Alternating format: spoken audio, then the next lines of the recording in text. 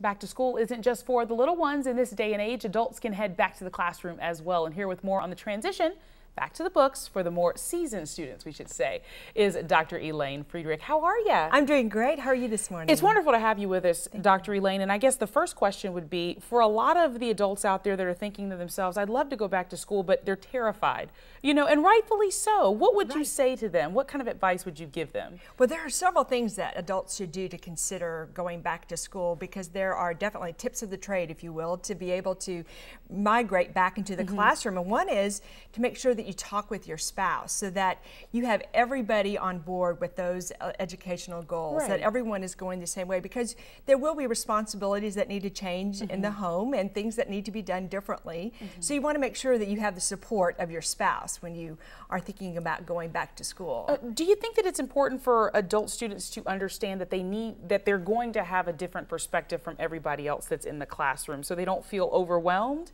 Yes, as a matter of fact, many of the times, you know, they have to have not only the support of their family and friends, but also to be able to have their network help them to do the things that need to be done. One of the big issues typically of working adults is childcare, so that you have maybe family, friends, neighbors to be able to help with things around the house or taking care of the kids, because you do have other additional responsibilities besides work, having a family and all of their activities, but at the same time you want to make sure that you're setting that kind of an example for your children. Yeah, and I think that is very timely that you're on our show, because there's a new study that just came out saying that there are jobs to be had out there in America. The problem is there's so many adults that just aren't qualified for those jobs, and that's where I guess something like this would come in, because all you have to do, if you get that bachelor's degree, it's a world just opens up to you. Right, exactly. As a matter of fact, individuals who have bachelor's degrees have 40% additional income, weekly income, than people that only have a high school diploma. So that's a big difference, and can make a big difference not only to the individual but their whole family. Dr. Elaine, there's a lot of adults out there that say, I've got about 2.5 years, 3 years under my belt, I just never finished. What is the advice you would give to them?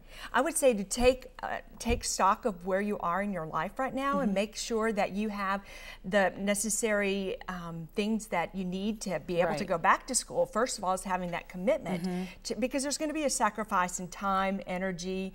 You have to be able to manage your time differently. You have to make time not just to go to class, but to study and to make sure that you have time to prepare for exams and those kinds of things as well. And so many times as you're looking at doing those things, you can not only do that as an individual, but involve your children and your whole family as well. Have study groups together so that they can be a part of that and reach those milestones together as the quarter ends or the semester ends. Celebrate that together, and maybe even have a little incentive going competition between mom and dad of the kids, so that if you make an A in that class, or you really get a good grade in a very difficult class, that it's a family celebration, that you can do that together. So I guess just making sure that there's an extensive evaluation before you decide you're going to go back to school, because you don't want to go back and then you say, goodness, this is so overwhelming and I didn't think this thing through. Right, there is a commitment not only of time and energy, but also financial resources to how we're going to pay for school. Are we going to be using savings? Are we going to be taking out loans? Or does my employer have an opportunity for me to get tuition reimbursement from my employer? So those are some opportunities that people need to look into. Yeah, well, Dr. Elaine Friedrich, thank you so very much for being with us this morning. We really do appreciate it. Some great tips for those adults ready to head back to school. Thank you. All right, well, thank you. Well, stay with us. We're back in just a moment.